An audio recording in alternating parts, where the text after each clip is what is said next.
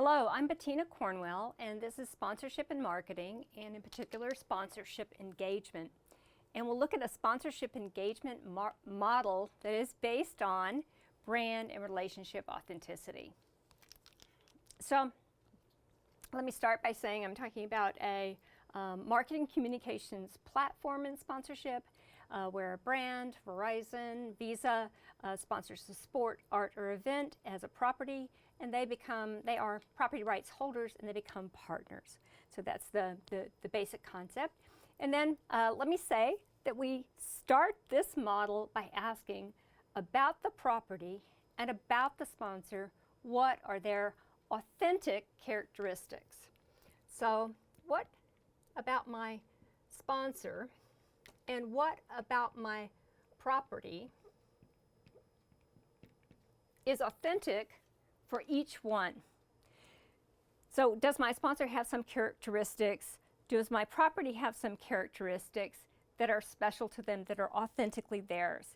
And then, once I identified each of the parties, what they have to offer, then the question is, in a relationship, what could we bring together as an authentic relationship, combining authentic pieces from both partners? A perfect example of this is the Levi's Stadium sponsorship with the San Francisco 49ers. They have a regional connection of history. They have a shared value system. They have a lot of things that make them communicate as an authentic relationship. Okay, so I have these property and sponsor characteristics, and these feed into then links that are authentic. These authentic links are taking those relationship characteristics and building them together in communications programs, in activation, in leveraging. And so all of my links should begin with the property relationship,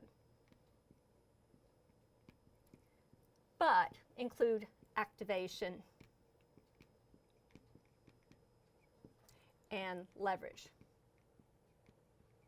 So I count those up separately. Activations means something that's really engaging in two-way, where leveraging could include sort of one-way marketing communications, advertising, and things like that. So I am bringing these links together to form then a relationship based in authenticity. So what is that going to yield? Firstly, it can yield what many sponsorships that don't have a particularly authentic base yield, and that would be that they deliver basic values. And in basic values, I mean things like awareness, liking of the brand, even purchase, right? So my basic values, let's talk about purchase.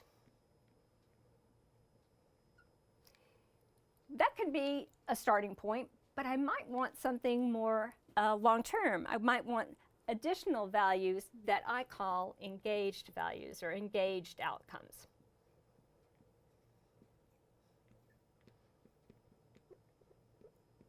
Instead of just purchase, when a person wants to choose that category again, we should probably talk then about loyalty. Other kinds of engaged outcomes are also possible when I have this background where I've understood how they have authentic links. For example, passion. A lot of sport has passion, and we want to find that passion and connect it to the brand. Even brand love. So I want this more engaged potential of sponsorship instead of what is really more the advertising value of communication and awareness and things like that to up our game a bit.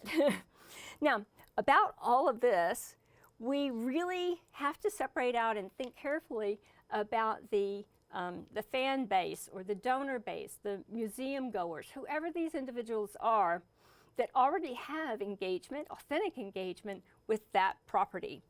And we cannot assume, the brand cannot assume, that they will also have that level of engagement. They have to work toward it through this authentic process. And when they find things that are authentic, they have a timelessness, they have a history that they share, they have a shared set of values, they have a symbolic relationship somehow. Then you have the potential of bringing those already loyal to the property, to the brand. Another point about this model is that it depends heavily on all the individuals who work for the sponsor and for the property. And so this has to be something in which both groups buy into and feel is mutually beneficial and really truly a partnership.